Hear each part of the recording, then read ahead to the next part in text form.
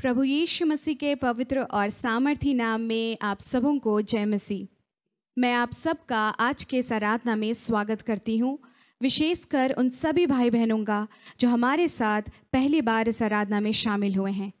आइए हम मिलकर के परमेश्वर की महिमा करें और इस प्रोग्राम की शुरुआत प्रार्थना के साथ करें। सेनाओं के हवा प्रभु, हम आपकी स्तुति, महिमा और आराधना करते हैं। धन्यवाद देते हैं पिता परमेश्वर आपकी करुणा और दया के लिए। हम धन्यवाद देते हैं प्रभु कि आपने हमें जीवित रखा, हमें इस योग्य बनाया कि हम आपकी आराधना और स्तुति कर सकते हैं। प्रभु, आज की आराधना को आपके पवित्र और सामर्थी हाथों में सौंप देते हैं। प्रभु, हमारे गीतों को गाना, भजन संहिता में से पढ़ना और वचन को सुनना पिता परमेश्वर आपको ग्रहण योग्य होने पाए। प्रभु, हर एक कार्यक्रम में आपकी उपस्थिति चाहते हैं और धन्यवाद के साथ इस प्रार्थना को मांगते हैं। सुनिए और दया से ग्रहण कीजिए, आमीन। आइए हम परमेश्वर की आराधना करेंगे। होसाना होसाना, आसमानों के आसमान में सच में हमारा परमेश्वर युगान युग एक सा रहने वाला परमेश्वर है।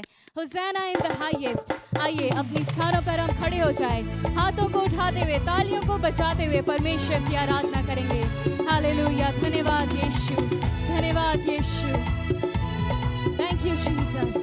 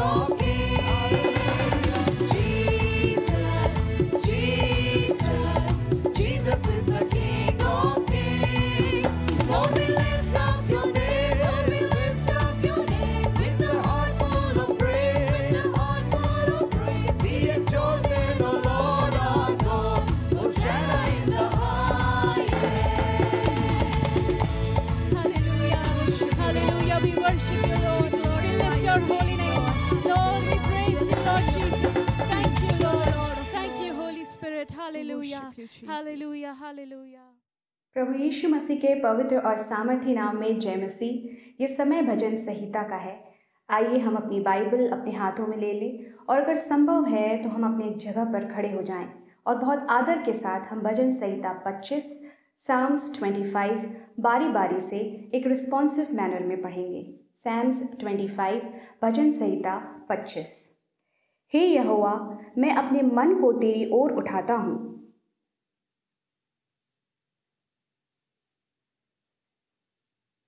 वरन जितने तेरी बाट जोते हैं उनमें से कोई लज्जित ना हो, परंतु जो आकरण विश्वासघाती हैं वे ही लज्जित होंगे। मुझे अपने सत्य पर चला और शिक्षा दे, क्योंकि तू मेरा उद्धार करने वाला परमेश्वर है। मैं दिन भर तेरी ही बाट जोता रहता हूँ।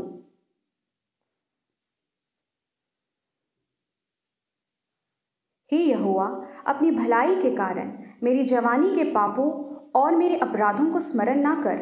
अपनी करुणा ही के अनुसार तू मुझे स्मरण कर।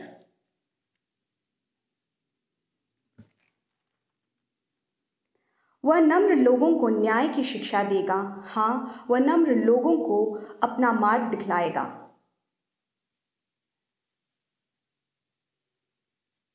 हे यहोवा, अपने नाम के निमित्त मेरे अधर्म को जो बहुत हैं क्षमा कर।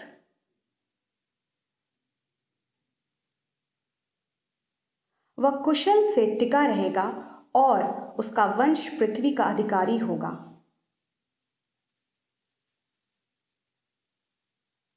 मेरी आंखें सदैव यहोवा पर टकटकी लगाए रहती है, क्योंकि वही मेरे पाँवों को जाल में से छुड़ाएगा।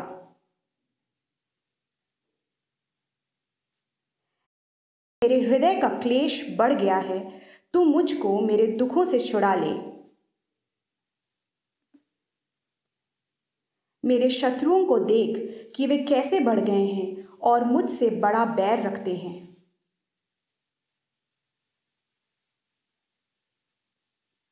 खराई और सिधाई मुझे सुरक्षित रखे, क्योंकि मुझे तेरी ही आशा है। हे परमेश्वर, इज़राइल को उसके सारे संकटों से छुड़ा ले। इस भजन संहिता के पढ़े जाने पर परमेश्वर हम सबको बहुत आशीष दे। मैं आपका ध्यान इस अध्याय के पद संख्या 10, 11, 12, 13 और 14 पर ले जाना चाहती हूँ, जहाँ लिखता है, जो यहोवा की वाचा और चुनौतियों को मानते हैं उनके लिए उसके सब मार्ग करुणा और सच्चाई है। हे यहोवा, अपने नाम के निमित्त मेरे अधर्म को जो बहुत हैं क्षमा कर। वह कौन है जो यहोवा का भय मानता है? यहोवा उसको उसी मार्ग पर जिससे वह प्रसन्न होता है चलाएगा। वह कुशल से टिका रहेगा और उसका वंश पृथ्वी का अधिकारी होगा। यहोवा के भेद को वही जानते हैं जो उससे डरते हैं, और वह अपनी वाचा उन पर प्रकट करेगा। ये राजा दाऊद की जो प्रार्थना है, ये अगुवाई की प्रार्थना है, गाइडेंस की प्रार्थना है। मैं आप सबों से आज एक बात कहना चाहती हूँ कि गाइडेंस हम सबको बहुत ज़रूरी होता है। हम सब अपने लाइफ में एक पॉइंट पर गाइडेंस की ओर देखते हैं, अगुवाई चाहते हैं, सलाह मशवरा करते हैं, लेकिन गॉडली गाइडेंस जिस पर आपका ध्यान मैं एकत्रित करूँगी बहुत ज़रूरी है। गॉडली गाइडेंस होना हमारे लाइफ में बहुत सारे सक्सेसफुल अपॉर्चुनिटीज़ को लाता है। जब एक बच्चा क्लास 10th का एग्ज़ाम देता है, क्लास 12th का एग्ज़ाम देता है, उस वक्त उनको करियर गाइडेंस चाहिए होता है। कई बार हम इन्वेस्टमेंट्स करते हैं, उस वक्त हमें लीगल एडवाइज़र्स की ज़रूरत पड़ती है, और हम ऐसा कई मौका होता है जहाँ पर हमें गाइडेंस चाहिए होता है। लेकिन ये सारी गाइडेंस हम एक वर्ल्डली गाइडेंस लेते हैं और चलते हैं। गॉडली गाइडेंस जो होती है उस पर हमारा ध्यान कभी कभार या जब ज़रूरत हो, जब हम दर्द में हो, पीड़ा में हो, तब हमारा ध्यान उधर जाता है। लेकिन गॉडली गाइडेंस हमारे लाइफ में बहुत सारी आशीषों को लेकर के आता है, सक्सेसफुलनेस को लेकर के आता है। फेलियर्स होते ज़रूर होंगे, लेकिन उन फेलियर्स में परमेश्वर अपनी शांति और अनुग्रह और करुणा से भर देता है, और इसीलिए गॉडली गाइडेंस के ऊपर हमें अपना ध्यान जो है लगाने की आवश्यकता है। आज ऐसा वक्त है, इस दौरान, इस समय 2020 से 2021 एक ऐसा दौर में हम गुजर रहे हैं जब कितनों का जॉब चला गया है। ऐसे कितने सारे बच्चे हैं जो आज अपनी पढ़ाई छोड़ करके उस ओर दौड़ रहे हैं जहाँ पे वो अपने फैमिलीज़ को फाइनेंशियली सपोर्ट कर सके। और ऐसे कई जगह हैं जहाँ पे लोग अपने पैसों को लगाए हैं, इन्वेस्टमेंट किए हैं और उनको रिटर्न्स नहीं मिला है। और हम बिल्कुल पूरी तरीके से ऐसा लगता है जैसे चारों ओर दरवाज़ा बंद हो गया है। हम कई बार ये सोच रहे हैं आज कि हमारा फ्यूचर क्या होगा, हम क्या करेंगे अपने लाइफ में, पैंडेमिक ख़त्म होगा तो हम क्या करेंगे, जो हमने इन्वेस्टमेंट की है उसका रिटर्न्स आएगा या नहीं, जिस कॉलेज के लिए मैंने फॉर्म भरा था उसका क्या होगा। क्लास 12 के बच्चे आज अपने रिजल्ट्स के लिए वेट कर रहे हैं। कितनों के मन में, हृदय में ये सवाल आ रहा होगा आज ये टीनेजर्स बच्चों के अंदर कि जिस कॉलेज में मैं एडमिशन लेना चाहता हूँ या चाहती हूँ, क्या मुझे उस कॉलेज में एडमिशन मिलेगा या नहीं, क्योंकि मैंने एग्ज़ाम नहीं दिया है। हमारी मार्किंग कैसे होगी, मुझे कितने मार्क्स मिलेंगे, ये सारी चीज़ों के सवालों से आज हम घिरे हुए हैं इस पैंडेमिक के दौरान। लेकिन अगर हम अपना ध्यान परमेश्वर की ओर लगाएं और गॉडली गाइडेंस की ओर ध्यान दें, विश्वास को मजबूत करें, तो हमारे सारे दुखों को परमेश्वर आनंद में बदल देगा, हमारे सारे डाउट्स को परमेश्वर दूर करेगा और हमें बहुत ही शांति और अनुग्रह से भर देगा। और इसीलिए मैं आज इनकरेज करूंगी हर किसी को जो मुझे आज सुन रहे हैं कि आप अपने लिए प्रार्थना करें, घुटनों में मजबूत हो जाएं और कहें, प्रभु आपकी आवश्यकता है मुझे, गॉडली गाइडेंस की आवश्यकता है मुझे। जिस प्रकार से बाइबल भजन संहिता 32 के वर्स 8 में कहती है, मैं तुझे बुद्धि दूंगा और जिस मार्ग में तुम्हें चलना है उसमें तेरी अगुवाई करूंगा। गॉडली गाइडेंस हमारे जीवन में फ्रीली अवेलेबल है, हमें इसके लिए पैसे देने की आवश्यकता नहीं है। जब हम लीगल एडवाइजर्स के पास जाते हैं या फिर हम करियर गाइडेंस की ओर बढ़ते हैं या किसी भी प्रकार का गाइडेंस चाहिए होता है हमें या काउंसलिंग चाहिए होता है, तो वो बहुत कॉस्टली होता है, हमें पैसे दे करके लेनी पड़ती है। लेकिन ये जो गॉडली गाइडेंस है, जो हम कह सकते हैं कि 100% ये परफेक्ट है हमारे लिए, वो फ्री ऑफ कॉस्ट परमेश्वर हमें देता है। और जो भजन संहिता में लिखता है कि मैं तुझे बुद्धि दूंगा, गाइडेंस के लिए परमेश्वर हम और आपको बुद्धि देगा और जिस मार्ग में चलना है उसमें हमारी अगुवाई करेगा। फेलियर्स भी अगर होंगे तो वो फेलियर्स में परमेश्वर अपनी शांति से हमें भरेगा, क्योंकि इज़राइलियों को अगर परमेश्वर अगुवाई नहीं करता, मूसा को अगर परमेश्वर अगुवाई नहीं करता, तो वो रेड सी कभी भी दो भाग नहीं होता, वो चट्टान में से पानी कभी भी नहीं निकलता और स्वर्ग से मन्ना भी परमेश्वर कभी नहीं खिलाता, वो लोग उस बंधुआई से कभी छूट ही नहीं पाते। तो ये अगुवाई ही था, ये गॉडली गाइडेंस था जो मूसा के साथ इज़राइलियों को मिस्र की गुलामी में से बाहर लेकर के आया। हमें भी अपने लाइफ में अगर कोई रेड सी है, कोई मुसीबत भरा चट्टान है, उसको तोड़ने के लिए, उस रेड सी को हटाने के लिए, उसके बीच में से रास्ता निकालने के लिए बहुत ज़रूरी है कि हम गॉडली गाइडेंस की ओर अपना ध्यान लगाएं।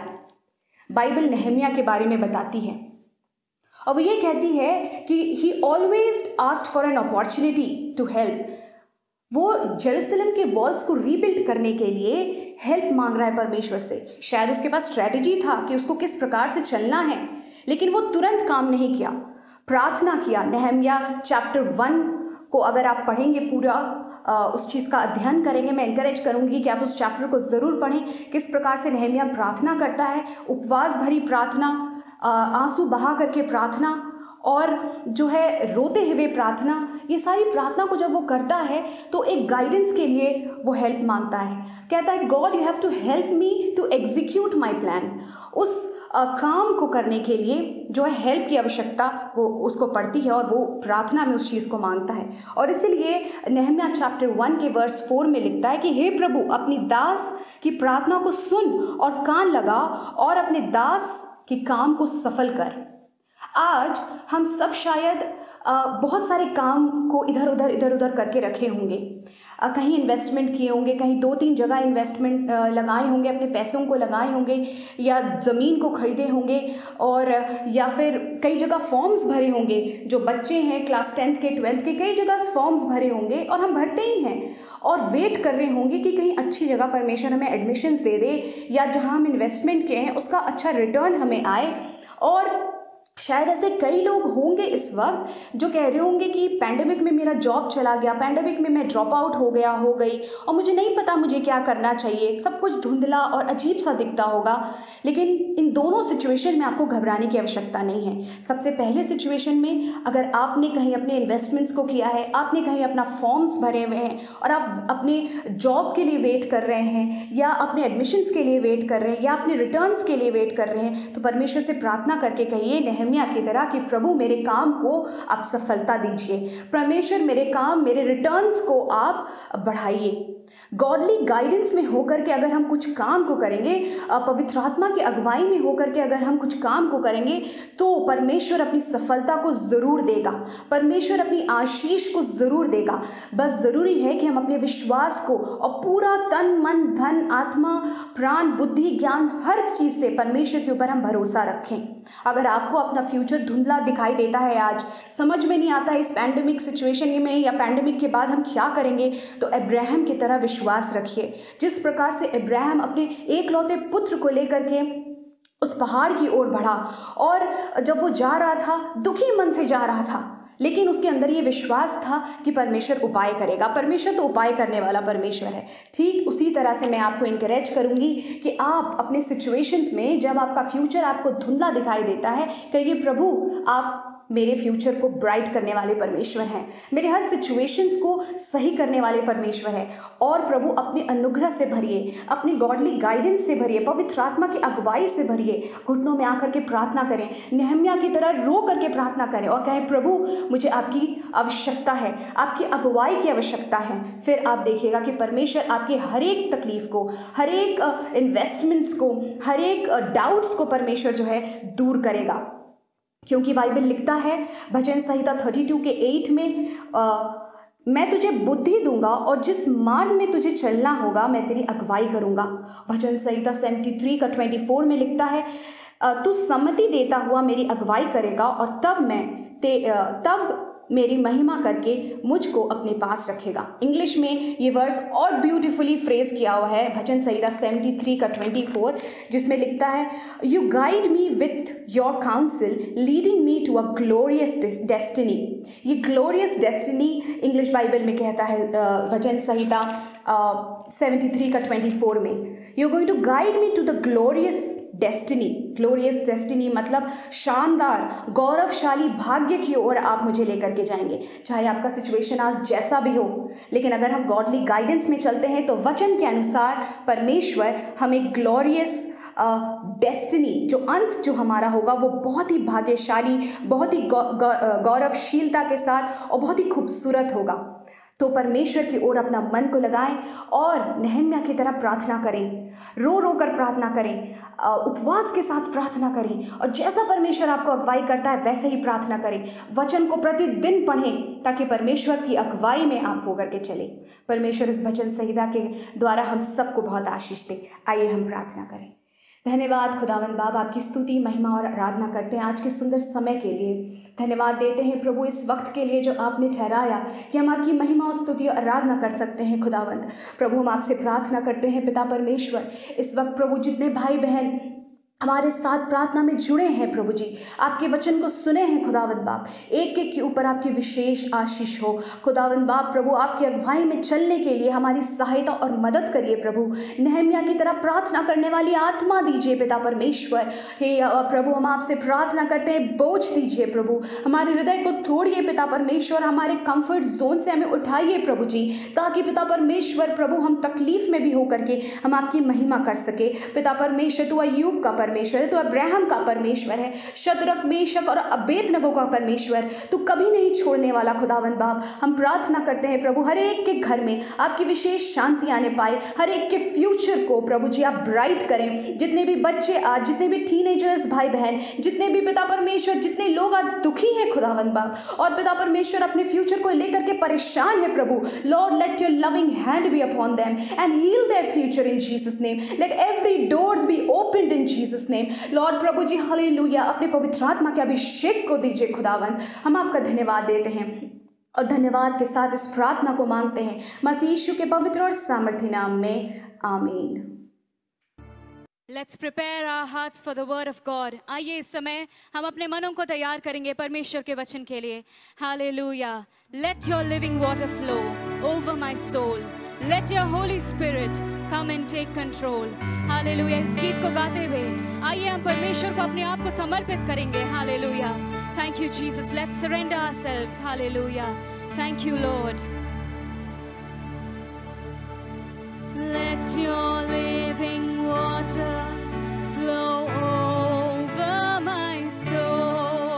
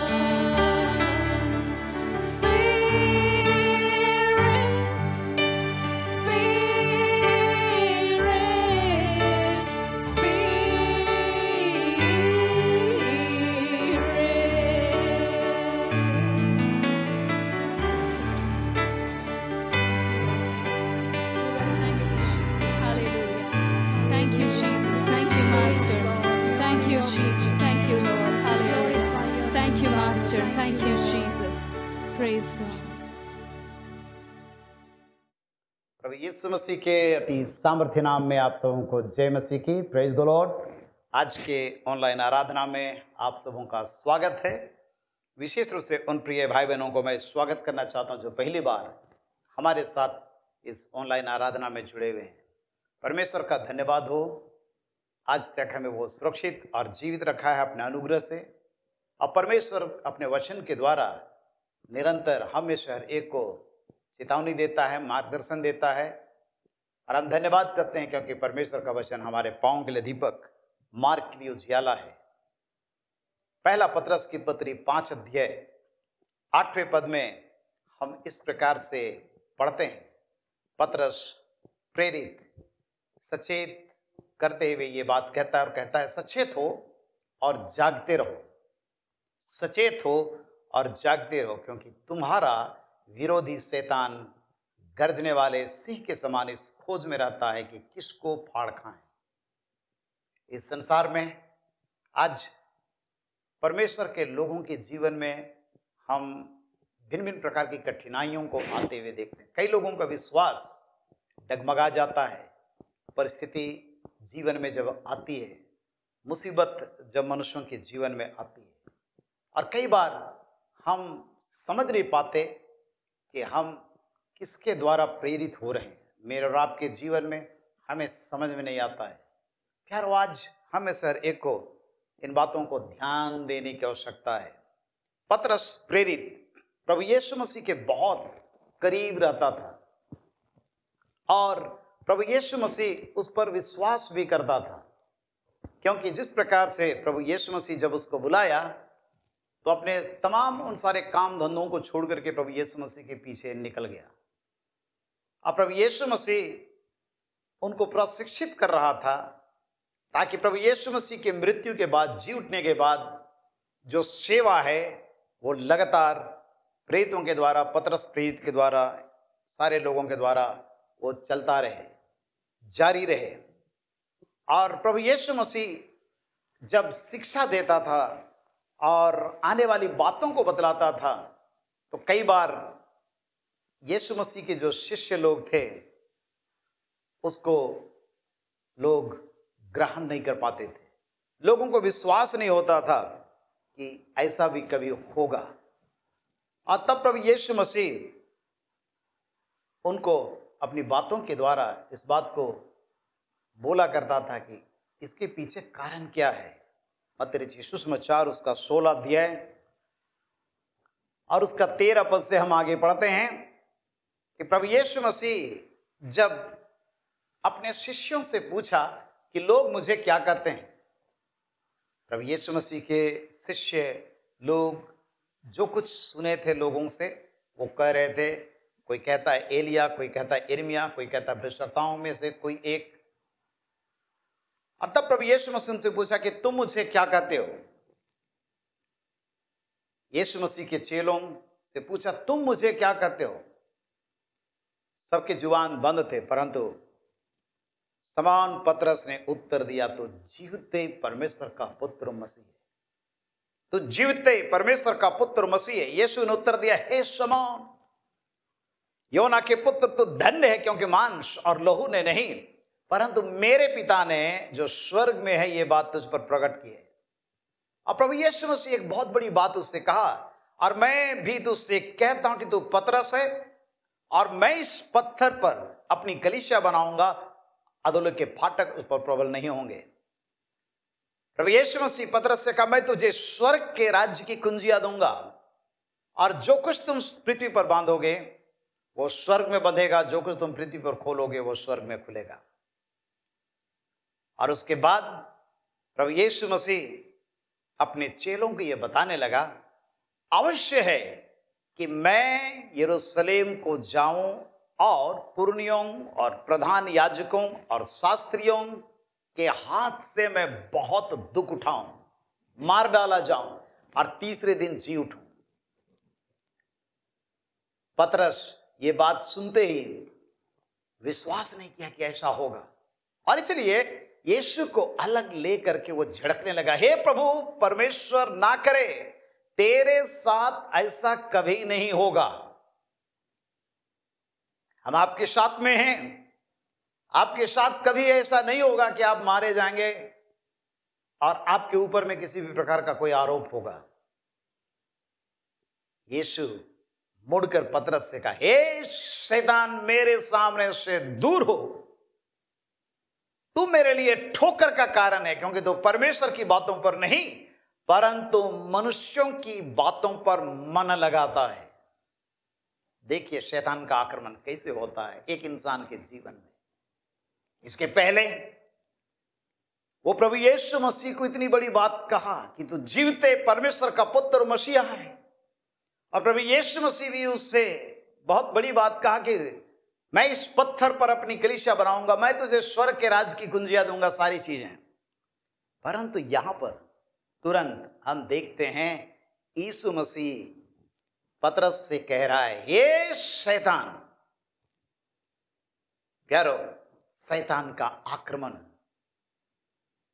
बहुत चालाकी के साथ में हमारे जीवन में आता है, और इसलिए पौलुस प्रेरित कहता है 2 कोरिन्थ 2 अध्याय उसका 11 पद में कि शैतान का हम पर दांव ना चले, क्योंकि हम उसकी युक्तियों से अनजान नहीं।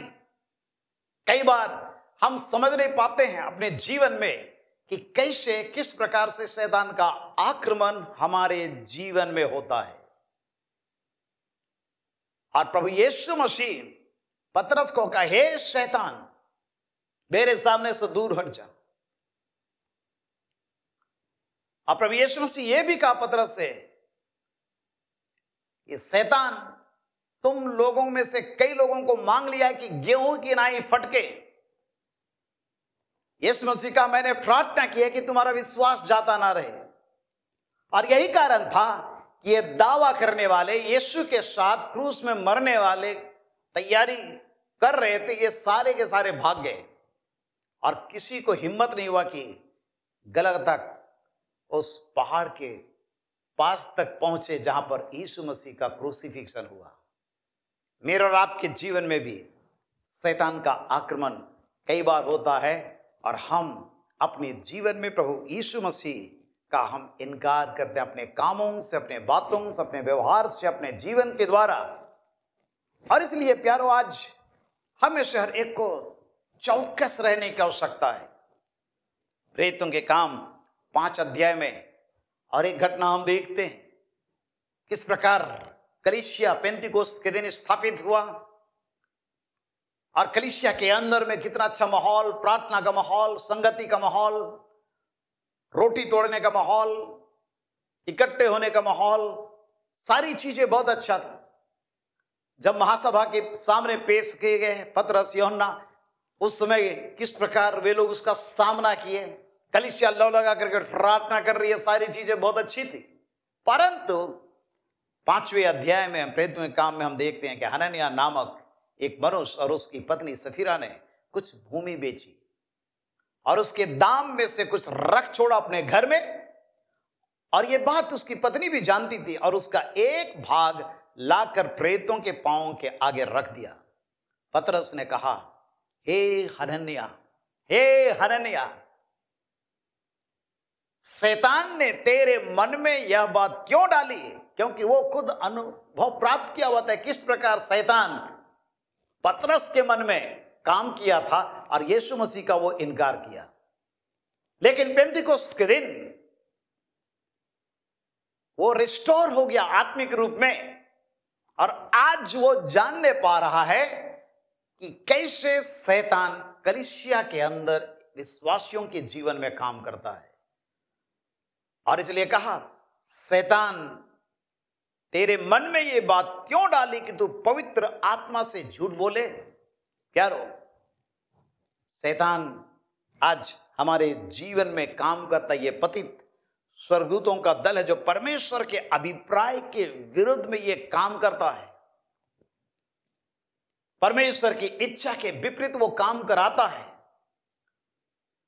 प्रेरितों ने ये फैसला किया था कि जो भी जमीन बेचा जाएगा, सारा पैसा ला करके प्रेरितों के पास में रखा जाएगा, और वहां से जैसे जिसको आवश्यकता होगी बांट दिया जाएगा, सारी चीजें व्यवस्था में उनका बनाया हुआ था। परंतु यहाँ पर शैतान उनके अंदर में लालच और झूठ की आत्मा को डाल दिया, और जिसके कारण से हनन्याह और सफीरा दोनों की मृत्यु एक दिन में हो जाती है। प्यारो, आज हम और आप शैतान की युक्तियों से अनजान ना रहें। हमारे जीवन में परमेश्वर ऐसा काम करे कि हम इन चीजों को पहचानने पाएं और परमेश्वर के अधीनस्थ अपने जीवन को करें। प्रेरितों के काम उसका 19 अध्याय 11 पद से 16 पद तक में और एक घटना यहां हम देखते हैं, जब पौलुस प्रेरित अपनी तीसरी मिशनरी यात्रा के समय इफिसुस नगर और अन्य जगहों में जा रहा है, और वहां पर बड़ी रिवाइवल आ गई। इफिसुस नगर में परमेश्वर पौलुस के हाथ से सामर्थ के अनोखे काम दिखला रहा है। यहां तक कि रुमाल और अंगोछे उसकी देह से स्पर्श कराकर बीमारों पर डालते थे और उनकी बीमारियां जाती रहती थी, दुष्टात्मा उनमें से निकल जाया करते थे। और वहां पर कुछ यहूदी जो झाड़ा फूंकी करते फिरते थे, यह करने लगे कि जिनमें दुष्टात्मा हो उन पर प्रभु यीशु का नाम यह कहकर फूंके, जिस यीशु का प्रचार पौलुस करता मैं तो उसकी शपथ देता हूं। और स्क्किवा नामक के एक यहूदी महायाजक के 7 पुत्र थे जो ऐसे ही करते थे, परंतु दुष्ट आत्मा ने उनको उत्तर दिया, यीशु को मैं जानती हूं, पौलुस को भी पहचानती हूं, परंतु तुम कौन हो? तुम कौन हो? यीशु को मैं जानता हूं, पौलुस को मैं पहचानता हूं, तुम कौन हो? प्यारो, आज हमारे जीवन में शैतान का आक्रमण, जब हम अपनी पहचान प्रभु के साथ ठीक रीति से बना करके नहीं रखते हैं, हमारे जीवन में आती है। ये नाम के ये विश्वासी कहलाने वाले लोग थे जो यहूदी महायाजक के बेटे थे, परंतु इनके जीवन में केवल ये लोग परंपरा के आधार पर जो कुछ करते थे। जीवन में जो अनुभव होना चाहिए उनके अंदर में नहीं था।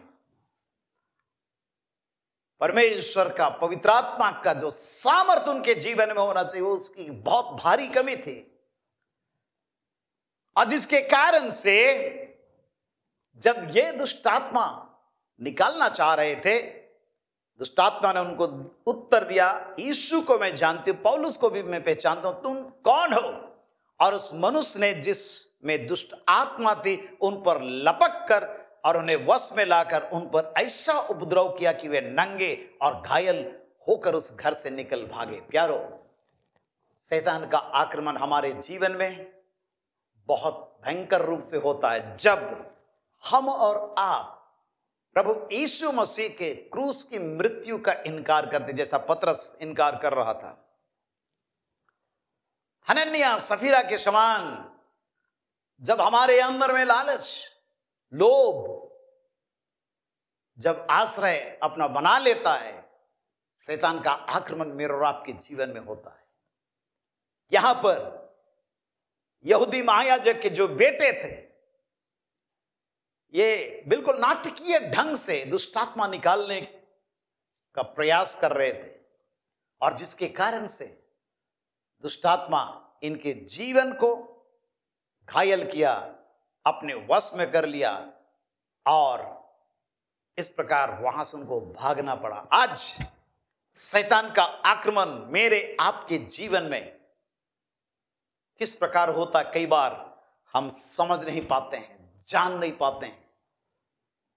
प्यारो, आज शैतान गर्जने वाले सिंह के मानित वो ढूंढता फिरता रहता है किसको हम फाड़ खाएं।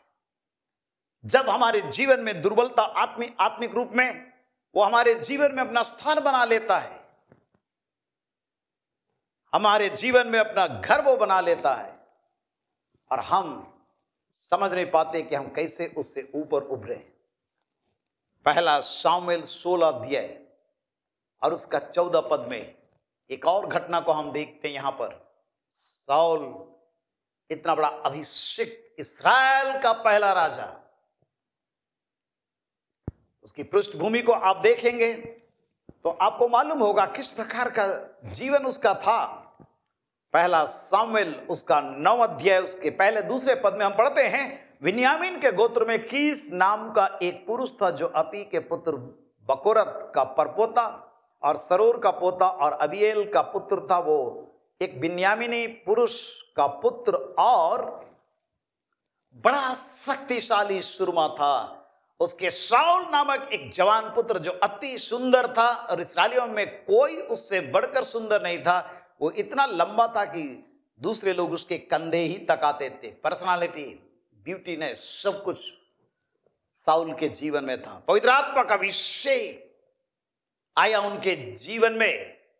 परंतु यहां पर हम देखते हैं पहला सामुएल उसका 16 अध्याय उसका 14 पद में, यहोवा का आत्मा शाऊल पर से उठ गया और यहोवा की ओर से एक दुष्ट आत्मा उससे घबराने लगा। क्या कारण है कि आज एक सामर्थी व्यक्ति, अभिषेक व्यक्ति इस प्रकार की दशा में वो पहुंच गया? क्या कारण है? पहला सामुएल 13 अध्याय 8 पद से 14 पद तक हम देखते हैं कि शाऊल याजकीय कार्य जिसको करने के लिए परमेश्वर शामुएल को निर्धारित किया था, राजकीय कार्य शाऊल के जिम्मे में थी, छोड़ करके वो होम बलि और मेल बलि चढ़ा रहा है, मूर्खता का काम कर रहा है। और बहुत अच्छा वो कारण भी बतला रहा है कि जब मैं देखा कि आपको आने में देर हुआ है शामुएल, और जिसके कारण से लोग इधर उधर हो रहे हैं, अरे मैंने बिना प्रार्थना किए ये काम कर दिया। शामुएल कहा, तूने ये बड़ा जो काम किया, ये बड़ा मूर्खता का काम किया है, तेरा राज्य अब बना नहीं रहेगा। प्यारो,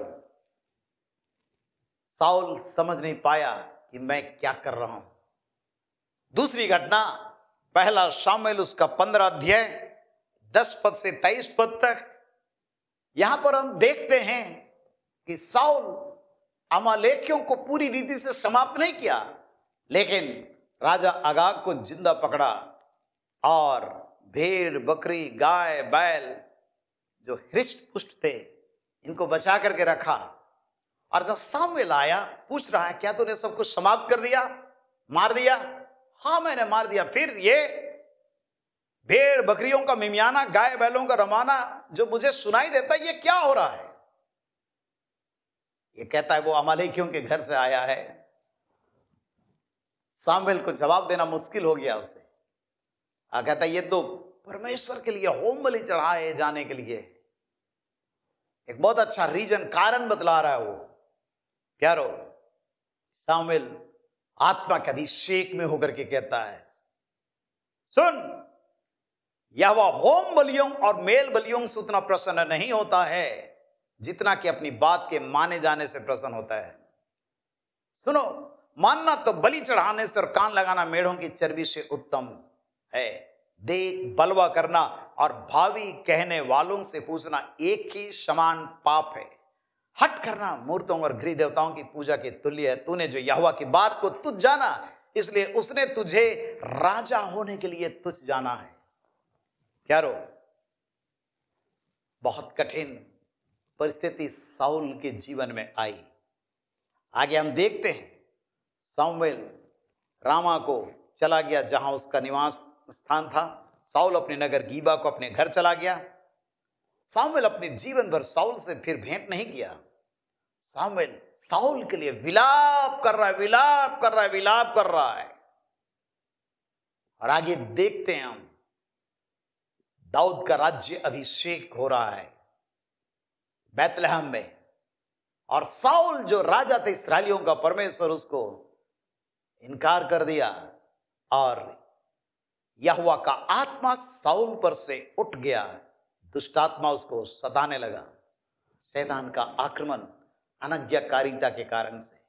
जिस जगह पर परमेश्वर हम में से हर एक को रखा है, विश्वस्तता पूर्वक अगर हम नहीं रहते हैं, हमारे जीवन में अहंकार, घमंड और नाना प्रकार की चीजें जब आ जाती है, शैतान का आक्रमण होता है और इसलिए हमें सावधान रहने की आवश्यकता है। पतरस के जीवन में शैतान का आक्रमण हुआ, हनन्याह सफीरा के जीवन में शैतान का आक्रमण हुआ, उन यहूदी महायाजक के बेटों के जीवन में शैतान का आक्रमण हुआ, साउल के जीवन में शैतान का आक्रमण हो रहा है। और आज परमेश्वर मुझको आपको सुरक्षित रखना चाहता है, बचाना चाहता है, ताकि हम और आप इस संसार में परमेश्वर की महिमा के लिए पवित्र जीवन जीने वाले व्यक्ति हो जाएं। बहुत अच्छा लगता है दानियल नबी की किताब, उसका 6 अध्याय 22 पद और 24 पद, जहां पर दानियल दारा राजा को गवाही देता है। जब सी के मान में वो डाल दिया गया, राजा रात भर वो सोने नहीं पाया। भोर को पांव फटते ही राजा उठा, सिंहों के गड्ढे की ओर फुर्ती से चला। आज जब राजा गड्ढे के निकट आया तो शोक भरी वाणी से चिल्लाने लगा और कहने लगा, ए दानियल, ए जीवते परमेश्वर के दास, क्या तेरा परमेश्वर जिसकी तो नित्य उपासना करता है तुझे सिंहों से बचा करके रखा है? दानियल सी के मान से कहता है, हे राजा, तू युग युग जीवित रहे। मेरे परमेश्वर ने अपना दूत भेजकर सिंहों के मुंह को ऐसा बंद रखा कि उन्होंने मेरी कुछ भी हानि नहीं की। इसका कारण यह है कि मैं उसके सामने अर्थात सिंह के सामने निर्दोष पाया गया, और हे राजा, तेरे सन्मुख भी मैंने कोई भूल नहीं की। प्यारो, शैतान गर्जने वाले सिंह की नाई फाड़ डालने के लिए चारों तरफ घूम रहा है, परंतु अगर हम निर्दोष जीवन, पवित्र जीवन, प्रभु की उपस्थिति में जीवन जिएंगे, शैतान मेरा आपका कुछ भी बिगाड़ेगा नहीं। वो देख के घबराएगा, हमारे सामने से दूर भागेगा। और इसलिए आज परमेश्वर के सामर्थ्य हाथों में हम अपने जीवन को अर्पण करें और प्रभु से कहें कि प्रभु तुम मेरे जीवन का स्वामी हो, मेरे जीवन का उद्धार करता हो। याकूब की पत्री 4 अध्याय और उसके 7वें 8वें पद में हम पढ़ते हैं, इसलिए परमेश्वर के अधीन हो जाओ और शैतान का सामना करो तो वह तुम्हारे पास से भाग निकलेगा। वो परमेश्वर के निकट आओ तो वो भी तुम्हारे निकट आएगा। हे पापी, अपने हाथ शुद्ध करो। हे दुचित्ते लोग, अपने हृदय को पवित्र करो। दुखी हो, शोक करो, रो, तुम्हारी हंसी शोक में, तुम्हारा आनंद उदासी में बदल जाए। प्रभु के सामने दीन बनो तो वो तुमको शिरोमणि बनाएगा। प्यारो, आज हमारे जीवन में एक नया काम होना बहुत जरूरी है कि हम परमेश्वर के निकट आवे और परमेश्वर हम में से हर एक को शुद्ध और पवित्र करेगा, हमारे सामने से शैतान भागेगा। याद रखें, प्रभु यीशु मसीह भी जब 40 दिन और रात जंगल में निराहार रहा, बपतिस्मा लेने के बाद पवित्र आत्मा उसको जंगल में ले गया ताकि इब्लिस से उसकी परीक्षा हो। आज परमेश्वर कई बार हमारे जीवन में इस परिस्थिति को लाता है ताकि हमारे जीवन में परीक्षाएं आए और हम उसमें खरे निकले। और 40 दिन और रात वो निराहार रहा। तब उससे जब भूख लगी तो परखने वाले ने पास आकर उससे कहा, यदि तू परमेश्वर का पुत्र है तो कह दे ये पत्थर रोटियां बन जाएं। यदि तू परमेश्वर का पुत्र है, अरे पवित्र आत्मा उसको घोषित किया, ये मेरा प्रिय पुत्र है जिससे मैं अत्यंत प्रसन्न हूं। इससे बड़ी और गवाही क्या हो सकती है? काश कि उस समय मोबाइल फोन रहता, यीशु मसीह रिकॉर्ड करके रखता उस वाणी को और शैतान को सुनाता, परंतु उसमें ये सारे गैजेट नहीं थे। आकाशवाणी हुई, ये मेरे प्रिय पुत्र है, और यहां पर शैतान कहता है यदि तू परमेश्वर का पुत्र है, मतलब प्रभु यीशु मसीह को वो दिखलाने के लिए मजबूर कर रहा है कि तुम बतलाओ कि तुम परमेश्वर का पुत्र हो और इस पत्थर को रोटी बना करके दिखलाओ, तभी ये प्रमाणित होगा कि तू परमेश्वर का पुत्र है। लेकिन प्रभु यीशु मसीह बतला नहीं रहा है कि मैं परमेश्वर का बेटा हूं या नहीं हूं। यीशु ने उत्तर दिया, लिखा है मनुष्य केवल रोटी से नहीं, मतलब यीशु मसीह नहीं बोल रहा कि यीशु मसीह केवल रोटी ही से नहीं, लेकिन मनुष्य केवल रोटी ही से नहीं, परंतु हर एक वचन जो परमेश्वर के मुख से निकलता है जीवित रहेगा। शैतान उसको छोड़ नहीं दिया। इब्लिस उससे पवित्र नगर में ले गया। यीशु मसीह किस प्रकार से परीक्षित हो रहा है। हमारे जीवन में भी परिस्थिति ऐसी आती है। हम अपने आप को कहते हैं कि हम परमेश्वर के बेटा बेटी हैं, पुत्र पुत्री हैं। हमारे जीवन में चुनौती आती है। प्यारो, ऐसे समय हमें परमेश्वर के वचन के द्वारा ही उसका मुकाबला करना है, परमेश्वर के अधीन हो करके ही मुकाबला करना है। इब्लिस उससे पवित्र नगर में ले गया और मंदिर के कंगोरे पर खड़ा किया, और यीशु मसीह जाकर के खड़ा भी हो गया और उससे कहा, यदि तू परमेश्वर का पुत्र है अपने आप को नीचे गिरा दे, क्योंकि लिखा है वो तेरे विषय में अपने स्वर्गदूतों का आज्ञा देगा, वे तुझे हाथों हाथ उठा लेंगे, कहीं ऐसा ना हो कि तेरे पांव में पत्थर से ठेस लगे। प्यारो, शैतान का आक्रमण मेरे आपके जीवन में कदम ब कदम आता है। यीशु मसीह उससे कहा, यह भी लिखा है कि तू प्रभु अपने परमेश्वर की परीक्षा ना कर। इब्लिस छोड़ा नहीं उसको, उसे एक बहुत ऊंचे पहाड़ पर ले गया, सारे जगत के राज्य और उसका वैभव दिखा करके उसे कहा, यदि तू गिर करके मुझे प्रणाम करे तो मैं यह सब कुछ तुझे दे दूंगा। संसार के अभिलाषाओं को, आंखों के अभिलाषाओं को यीशु के जीवन में लाने के लिए कोशिश कर रहा है। आज मेरे और आपके जीवन में भी लाने के लिए वो कोशिश करता है। यीशु ने उससे कहा, हे शैतान दूर हो जा। ये तीसरा जगह है, चौथा जगह मैं नहीं जाना चाहता हूं तेरे साथ, दूर हो जा, क्योंकि लिखा है तू प्रभु अपने परमेश्वर को प्रणाम कर और केवल उसी की उपासना कर। और जब प्रभु यीशु मसीह ने कहा तो दूर हो जा, शैतान उसके पास से चला गया। प्यारो, आज शैतान का सामना करने की आवश्यकता मुझको और आपको है। वो हमारे सामने से भागेगा और स्वर्गदूत आकर के यीशु की सेवा करने लगे। परमेश्वर अपने दूतों को भेजेगा मेरी आपकी सेवा करने के लिए। चाहे जो भी परिस्थिति में है हम क्यों ना हो, हम परमेश्वर के अद्भुत और सामर्थ्य हाथ को अपने जीवन में देखने पाएंगे। सचेत रहें और जागते रहें, इसलिए कहा गया है कि हम सावधान रहें। अपनी सुरक्षा हमें स्वयं करने की आवश्यकता है। जिस प्रकार इस पैंडेमिक के टाइम में हम अपनी सुरक्षा स्वयं कर रहे हैं, आज हम शैतान के आक्रमण से भी बचने के लिए अपनी सुरक्षा स्वयं करें और जागते रहें, अलर्ट रहें। प्यारो, शैतान का मुकाबला करें प्रभु के अधीन होकर के। शैतान हमारे सामने से भागेगा, जयवंत होंगे हम, और ईश्वर की आशीष की भरपूरी हमारे जीवन में होगी। आइए आंखें बंद करें, हम प्रार्थना करें। सर्वशक्तिमान प्रभु, आपका हम धन्यवाद करते हैं आज के दिन के लिए, आपके वचन के लिए हम धन्यवाद करते हैं। प्यारे परमेश्वर, हमारे जीवन में आप एक नया काम करें प्यारे प्रभु जी, ताकि हम शैतान की युक्तियों को पहचानने पाएं, मुकाबला करें आपके अधीन होकर के। प्यारे प्रभु जी, परीक्षित होने से बचा, हमारे जीवन को अपने हाथ में ले। तेरा सुरक्षा का हाथ हमारे जीवन में विशेष रूप से होने पाए, हमारे सब प्रियों पर होने पाए, शारीरिक रूप में, मानसिक रूप में, आध्यात्मिक रूप में। जो दुर्बल कमजोर हैं प्रभु, उनको शक्ति और सामर्थ्य दे, बल दे, पवित्र आत्मा की भरपूरी दे, तेरे वचन की भरपूरी दे, अनुग्रह और दया कर। जो बीमार लोग हैं उनको चंगाई दे, अपने सामर्थ्य हाथ के द्वारा संभाल प्रभु। धन्यवाद करते हैं, ये प्रार्थना मांगते अपने उद्धारकर्ता प्रभु यीशु मसीह नासरी के नाम में, आमीन। अब हमारे प्रभु यीशु ख्रीष्ट का अनुग्रह, ईश्वर पिता का प्रेम और पवित्र आत्मा की सहभागिता हम सबों के संग सदा सर्वदा होती रहे, आमीन।